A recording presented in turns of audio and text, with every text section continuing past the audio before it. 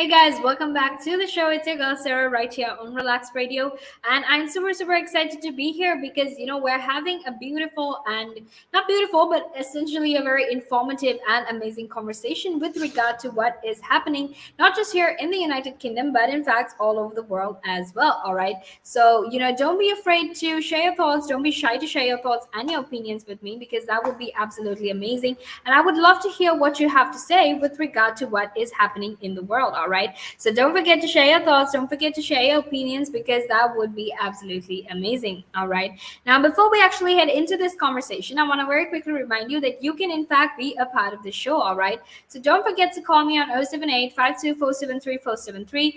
your thoughts, share your opinions because I would love to hear what you have to say. And obviously, don't forget to go like us on Facebook and follow us on Instagram, Twitter, and TikTok, and subscribe to our YouTube channel as well because that will be absolutely amazing. That will actually help us stay informed and updated about everything that happens, not just here in the United Kingdom, but over the whole world. All right, and don't forget to download the app either because that way you can listen into the conversation from wherever you are in the world. Okay, so to actually head back into our conversation, we're going to be talking about if all UK adults actually need booster shots. Okay. Now, earlier as well, I was talking about this because this is something that is very important, and also something that something that has received a lot of criticism, and also b that has caused a lot of questions and caused a lot of debate among people in the United Kingdom, but not just people, but also certain influential people out there who've actually said, what, we don't really need booster jabs unless you actually have a problem with regard to immunity, especially if you're immunodeficient or if you have immunosuppression, then you don't really need a booster jab. All right, but if you do, then yes. But a lot of them seem to be concerned about vaccine inequality, about how the rest of the world or some parts in the rest of the world don't actually have vaccines, they haven't gotten vaccinated, and they haven't even had the ability to get their population vaccinated. And while we're here holding up vaccines and making sure that people that everyone gets booster jabs and whatnot, essentially what is happening is that a lot of these people are in fact living in the worst stages of the pandemic. All right. So that is what this discussion is about. So if you want to share your thoughts, if you want to share your opinions, don't be shy. Go ahead and do that because I would love to hear what you have to say with regard to this topic. All right. And now let's actually head into our conversation. All right. Now, when it comes to these booster jabs, it's a whole new, it's a whole new conversation, right?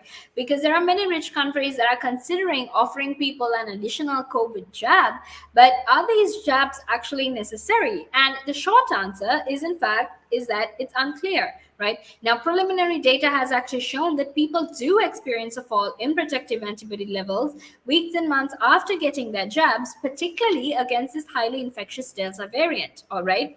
However, it's still quite unclear as to what level of antibodies or other tools in the immune system's armament confer protective immunity. All right. But what we need to understand, or what is crucial to understand, is that the level of antibodies or other immune system soldiers, such as T cells, are required to protect from COVID-19, particularly serious illnesses and death. All right. So what we need to understand is the level of antibodies that we have, right? Okay. So now once we can actually measure these antibodies, and then we see that protection is, in fact, dropping towards that level, only then would there actually be a clear case for administering booster vaccines. All right. But but basically what the World Health Organization has said is that they actually haven't collected enough data as of right now. There isn't enough scientific data as of right now to support the use of additional shots, right? Which just goes to say that, maybe if you just have 2 doses of the vaccine, well, that could still protect you, right? Because you're still going to have those antibodies in your body, right? You're still going to have that army, you're still going to have those soldiers in your body that will still protect you because they have implanted in our bodies the message that needs to be given and said, look, you know what, we don't really need look, you know what, we don't really need we don't really need more.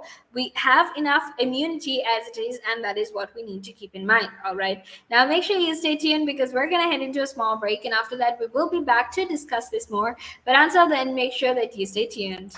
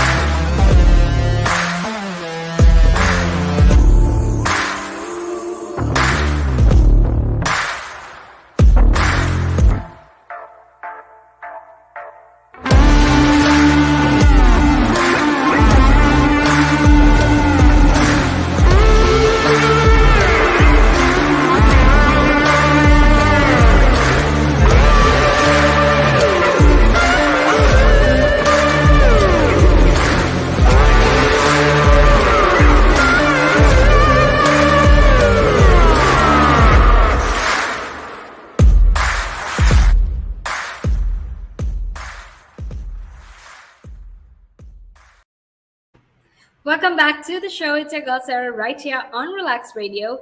And I'm super, super excited to be here to share my thoughts, share my opinions with you, because that way I can actually make sure that you're always informed and you're always updated about the very latest that happens in the world. All right. And here at Relax Radio, that is what I want to do. I want to make sure that you're always informed and you're always updated about all of these things that happen here in the United Kingdom, and not just in the United Kingdom, but in fact all over the world as well. All right. So don't forget, or don't forget to text me or call me on 078-52473473. Share your thoughts, share your opinions, but also don't forget to let me know what you're thinking. Don't forget to let me know how you feel about what is happening in the world. And don't forget to go like us on Facebook, follow us on Instagram, Twitter, and TikTok, and actually make sure that you're always informed and updated about all of the news, right? Especially science, sports, health, technology, finance, whatever it is you want to be informed about, you can do that, because we talk about literally anything and everything on Relax Radio. All right, so don't actually forget to do that, and don't forget to download our app either, because that way you can actually make sure that you're always listening into the very latest conversation from wherever you are in the world at any time of the day, and you're making sure that you're updated as well. There is no other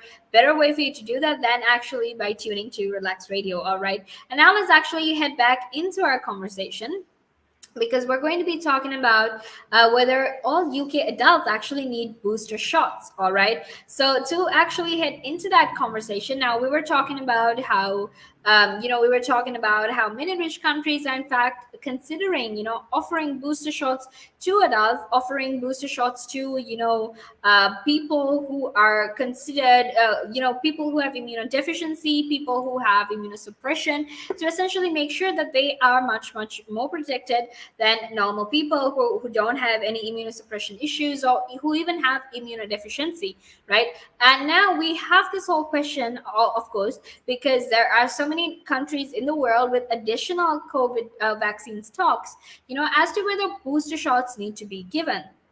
All right. Now, what the World Health Organization has said is that there isn't enough evidence to actually say look, we don't, there isn't enough evidence to actually say, look, you know what, you need a booster vaccine. There isn't enough evidence. So this is something that is completely up to governments to actually figure out if they want to give booster shots or not, right?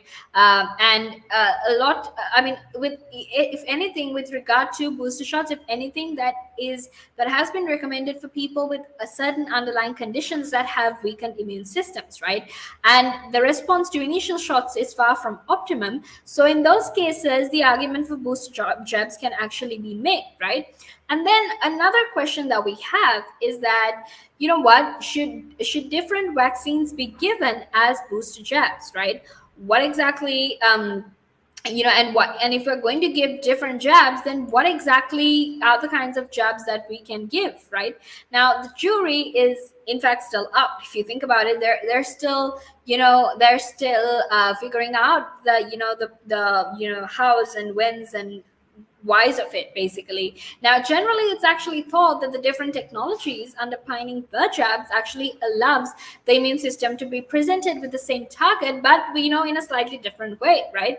And the truth is, if you're going to give different jabs, or if you're going to give a different vaccine altogether for these boost jabs, essentially what you're doing is you're giving your body different ways to attack the virus, right? Because the way vaccines work, different vaccines work are different. Now the Oxford AstraZeneca vaccine works in one way, the Pfizer vaccine works in another way, the Moderna vaccine works in another way. So all of these vaccines have different approaches to building your immunity, right? And essentially, if you give a different dose for your booster jab, then your body will just have a different way of responding to the virus. You will have a much more diverse immune response, right? And at the moment, people are actually offered 2 doses of the same jab in the United Kingdom, but researchers have actually been exploring whether offering a second dose of a different COVID vaccine, or even indeed a third injection, different to the initial 2, could actually boost immunity levels, right? Now, in late June, there was actually preliminary data from a study that suggested a third jab could be beneficial, in particular, following Oxford AstraZeneca shots with the Pfizer vaccine, with a Pfizer booster, right? So you would initially have the Oxford AstraZeneca jab, and that would be followed with the Pfizer booster, right? So that is how that works. All right, now make sure you stay tuned, because we're going to head into a small break, and after that we will be back to continue this conversation. But until then, make sure that make sure that you stay tuned. The valuations that you place on an asset are always behind you. It's always in hindsight. It's never in front of you. And that's one of the challenges, right? Because you're always valuing what happened yesterday and